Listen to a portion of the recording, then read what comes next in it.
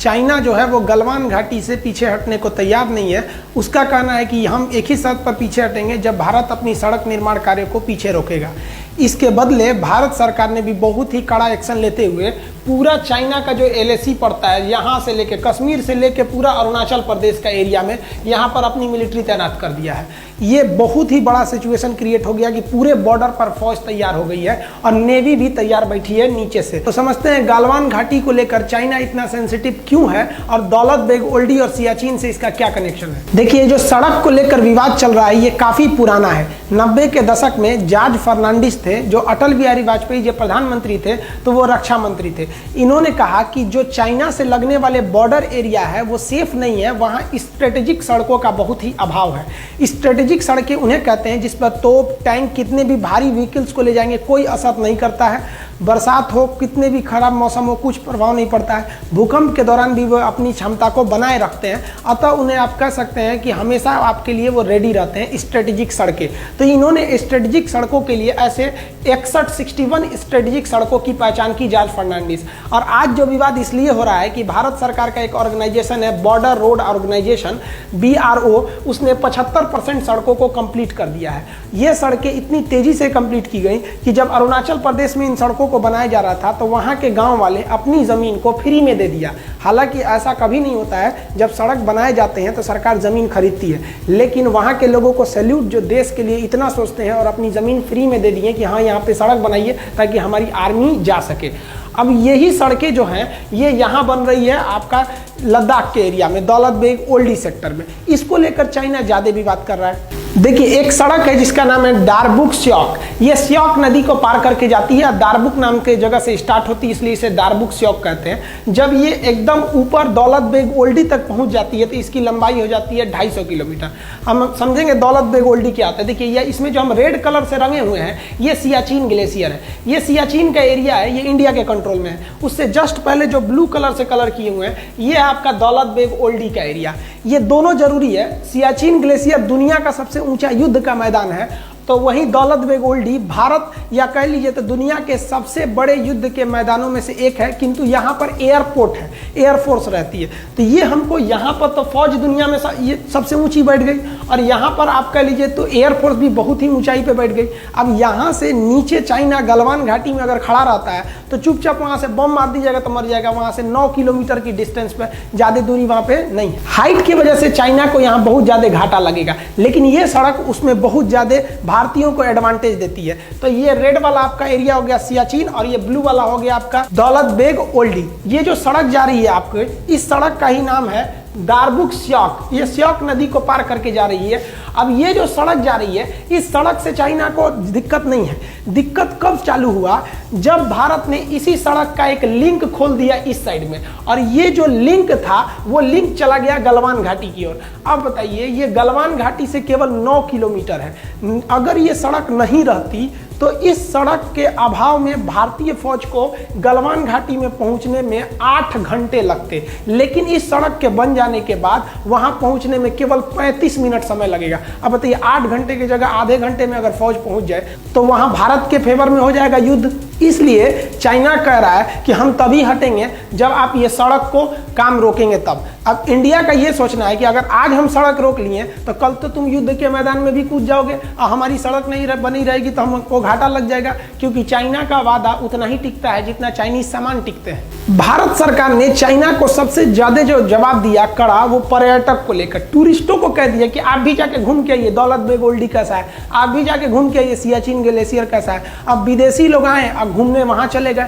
अब विदेशी जब आए तो उनको परमिशन कौन देगा घूमने का? इंडिया। ये भारत के लिए सबसे बड़ा प्रमाण पत्र हो गया कि भैया मेरा जगह है, तभी ना हम घूमने के लिए उनको वीजा दिए हैं। तुम्हारा रहता तो तुमसे पूछ के आते। अब वो देश का वीजा हमारे लिए एक तरह का प्रूफ बन जाएगा। अब चाइना इसको समझ रहा है कि भाई ये गलवान घाटी कितना इंपॉर्टेंट है। ये जो सड़क है ये 14,000 फीट की ऊंचाई पर बनाई गई है, 250 किलोमीटर लंबी है।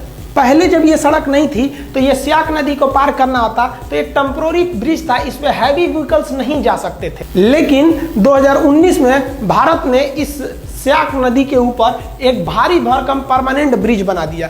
इस ब्रिज के बनने के बाद आर्मी के भारी भरकम व्हीकल, तोप टैंक इत्यादि को भी ले जाया जा सकता है। अब वहां पर हथियार पहुंचाने में भी दिक्कत नहीं होगा, इसलिए चाइना को ज्यादा डर लग रहा है इसके वजह से, इन सड़क और पुल के वजह से। लेकिन वो खुल के नहीं कह रहा है, हम हिंदुस्तानियों को वो फंसा के रखा है, मीडिया के थ्रू दबाव बनवाना चाह रहा है कि गलवान घाटी को विवाद है। विवाद गलवान घाटी को है ही नहीं है, विवाद चाइना को इस बात का है कि ये सड़क को नहीं रोकेंगे तो गलवान घाटी होकर भी चाइना का नहीं रहेगा, क्योंकि हाइट से हम लोग 14,000 फीट की ऊंचाई से हम लोग आराम से देख लेंगे ओ चाइना क्या कर रहा है तुम वहां पर। युद्ध के मैदान में सोचा ईंटा चला के मार देंगे हम लोग। यहाँ चाइनीज गवर्नमेंट का प्रेशर उनकी आर्मी पर भी है, क्योंकि चाइनीज गवर्नमेंट के खुफिया जानकारों ने चाइनीज सरकार को बोला था कि भारत वहां बहुत ही खतरनाक सड़क बनाने जा रहा है। लेकिन चाइनीज गवर्नमेंट ने जब आर्मी से पूछा तो उनके आर्मी वालों ने कहा कि इतना भयानक भयानक पहाड़ है, वहां सड़क बनेगा कैसे? देख रहे हैं पूरा सीधे सीधे ढलान है, कहां से अच्छा सड़क बन पाएगा? इतना बड़ा बड़ा पहाड़ है, सड़क नहीं बन पाएगा। गवर्नमेंट आप टेंशन नहीं लीजिए, हम लोग है ना। दिक्कत कब हुआ? जब ये सड़क बनकर तैयार हुआ तब। देखिए ये सड़क ऐसा बना दिया, इंडिया वाले भी बताइए इतना भयानक सड़क बना दिया सब। अब इसमें जो सेना की जो गाड़ियां चलती हैं वो बुलेट ट्रेन की तरह भाग रही हैं सब। इन सड़क पर पानी भी नहीं लगेगा, क्योंकि जहां तक सड़क गई है वहां तक पैरेलल नाला लेके गया है, दोनों ओर से पानी भी नहीं लगेगी। स्ट्रेटेजिक सड़क इतनी भयानक लग गई कि चाइनीज सरकार अपनी आर्मी पे भड़क गई कि रे चोट्टा कहीं का, तो बोला था कि सड़क नहीं बनेगी, कौन सी बना दिया देख तो। अब युद्ध के मैदान में धड़ाक से फौज उतार देगा, तू लोग मुंह ताकते रहना। चाइनीज सरकार का उनकी आर्मी पर गुस्सा एक बात और से है कि ये जो दौलत बेग ओल्डी है, इस दौलत बेग ओल्डी पर जब भारत ने अपनी एयरफोर्स को उतारा था तो एएन नामक विमान को उतारा था। ये छोटा सा जहाज है, इसमें 30-40 लोग बैठते हैं। तो इस पर चाइनीज आर्मी ने कुछ खास एक्शन नहीं लिया था, कहा था 30-40 आदमी के जहाज में क्या होगा। लेकिन इंडियन एयरफोर्स ने एक और खतरनाक काम कर दिया। एयरफोर्स ने पहले तो उतारा ये छोटका विमान एएन नामक छोटा सा, और जब ये उतर गया सक्सेसफुली तो यहाँ उतार दिया अपना C-17 ग्लोब मास्टर और हरकुलियस नामक भारी भीषण विमान। ये विमान जो है ना भीम है एकदम, समझिए तो 70 टन उठा के उड़ जाएगा। एक हाथी 10 टन की होती है, 70 टन उठाएगा, 7 गो हाथी को लाद के उड़ जाएगा। इतना किसी भी मौसम में उड़ सकता है, पहाड़ के बीच में भी उड़ सकता है। आप इसे देखिए कितना खतरनाक ये लैंडिंग करता है। भारत ने जब दौलत बेग ओल्डी में अपना सबसे भयानक विमान C-17 ग्लोब मास्टर को उतारा तो चीन में खलबली मच गई, क्योंकि एक बहुत विशाल विमान है और इतने पहाड़ी वाले एरिया में इस विमान को उतारना एक तरह से काफ़ी चैलेंजिंग था। किंतु भारत ने इस बड़े भारी भरकम विमान को दौलत बेग ओल्डी में सक्सेसफुली उतार लिया।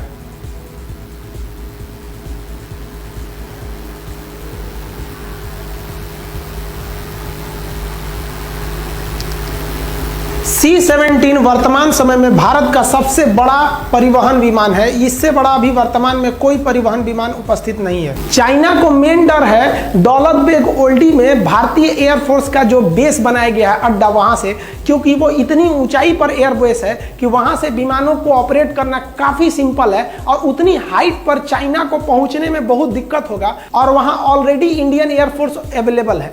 अब ये एयरफोर्स अगर चाइना के ऊपर दौलत बेग ओल्डी से धावा बोल दिया तो चाइना कुछ नहीं कर सकता है, क्योंकि सड़क अगर बन गई तो आर्मी सड़क से आएगी और चाइना अगर सड़क को तोड़ना चाहेगा तो ये देखिए ये बैठे हैं सब आराम से, दौलत बेग ओल्डी से धो देंगे सब वहां पे। तो चाइना को लग रहा है कि अभी रोक लो इंडिया को ये सड़क बनाने से, नहीं तो गलवान घाटी निकल गया उनके हाथ से।